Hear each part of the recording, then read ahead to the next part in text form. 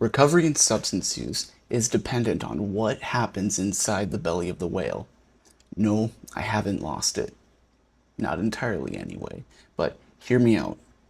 In his work studying world mythology, Joseph Campbell identifies that the hero would go through recursive cycles of symbolic death and rebirth. So essentially, their identity was constantly changing through their journeys.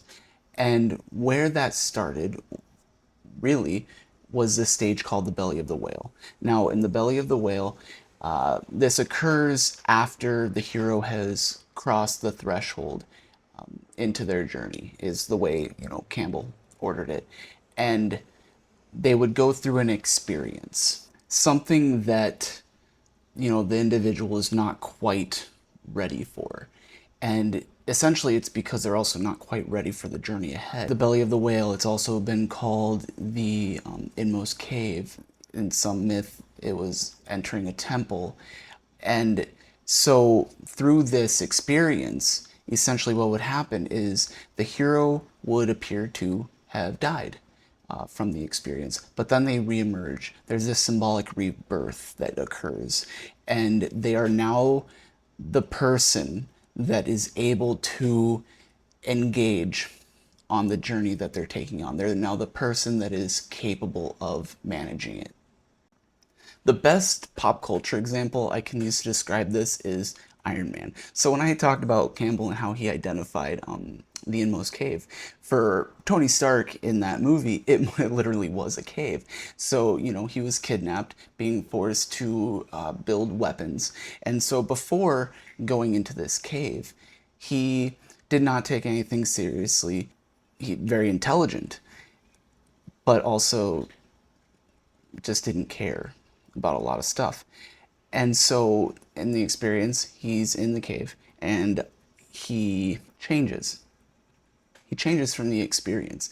He decides, no, I'm not going to build these weapons. I am now seeing what my company is building and I am not okay with it. I am going to get out of this cave. Through that experience, he was not the same person coming out that went in. Now, what's important here is he wasn't yet Iron Man, but he had just become the person that is capable of becoming Iron Man.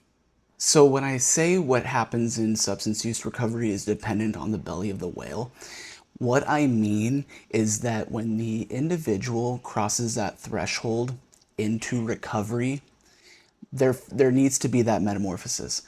There needs to be the opportunity for them to change, to become the person that is capable of taking the journey ahead.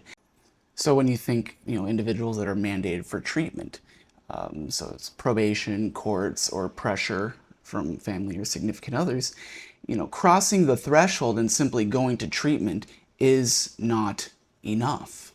They need to fully commit to the experience. And sometimes that belly of the whale can happen, after they've crossed the threshold into their recovery.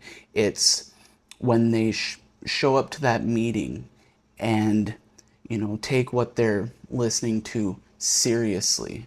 It's sitting with the counselor or, friends, peers, family, and being honest about what they want in recovery, their goals, and identifying that, their journey itself is not just about being sober, but it's finding the life that makes being sober worth it, how to get there, and then working towards it. So I brought up individuals that are mandated for treatment. And so I'm going to address a common misconception. The conception is that individuals that are mandated for treatment cannot be successful in recovery. And I actually think that's very incorrect. A lot of my most successful clients were initially mandated for treatment, but they were swallowed by that whale. They approached the inmost cave and they let the version of themselves that was being dictated by the substance use essentially symbolically die. so that the new version of themselves that is capable of their sobriety journey could emerge. So the application for everybody is, if you're seeking that change in your life, don't just say you want change and then nothing, right? If you want change, commit to it. Make regular choices. Allow yourself to start to form that identity of the individual that is ready to make those changes. This is Isla, by the way.